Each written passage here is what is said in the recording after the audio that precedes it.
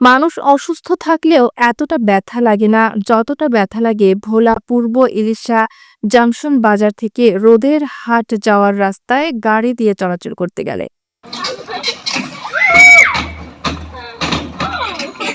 দীর্ঘ কয়েক বছর ধরেই চলাচলের অনুপযোগী হয়ে পড়েছে জংশন বাজারের মাদ্রাসার মোড়ের এই রাস্তাটি। লক্ষ্য করা যায়, ভোলা পূর্ব ইলিশা জংশন বাজারে কয়েক হাজার ছাত্রছাত্রী আসা যাওয়া করে পড়ালেখা করার জন্য ও কয়েকটি কিন্ডারগার্টেনের বেশিরভাগ বাচ্চারা আসা যাওয়া করে মাদ্রাসা মোড়ের এই রাস্তা দিয়ে।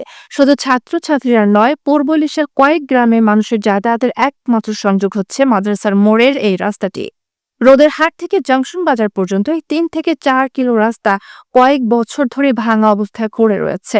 পূর্ব ইলিশা জংশন বাজারের মানুষের রাস্তাটি ব্যবহারের অনুপযোগী হয়ে যাওয়ার পরও অন্য কোনো উপায় না থাকার কারণে বাধ্য হয়ে ব্যবহার করতে হচ্ছে ভাঙা এই রাস্তা।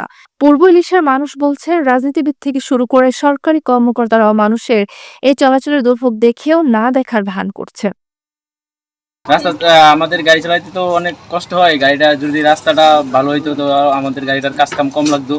এবার আমাদের এক সপ্তাহ না যাইতে ২,০০০ টাকার করে কাজ লাগে, প্রত্যেক মাসে ৫-৬ হাজার টাকার করে আমাকেও খরচ হয়। কিন্তু রাস্তাটা ভালো থাকলে আমাদের ৩ মাস ৪ মাস পর্যন্ত মানে কাজ লাগতো না কোনো। আমাদের এখন স্বাস্থ্য এবং মাজা অনেক আমাদের ক্ষতি হয়।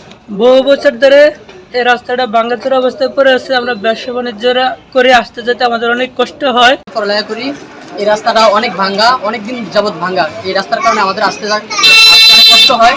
আমরা খুবই হতাশ রাস্তা নিয়ে। এই রাস্তা দিয়ে একবার বাসা থেকে বের হইলে দ্বিতীয়বার বাসায় কি ফিরে আসতে পারবো কিনা ভালো করে ওটা আমরা নিজেরাও জানি না। রাস্তার যে অবস্থা, আমরা দ্রুততম চাই যে রাস্তাটি তাড়াতাড়ি ঠিক হোক।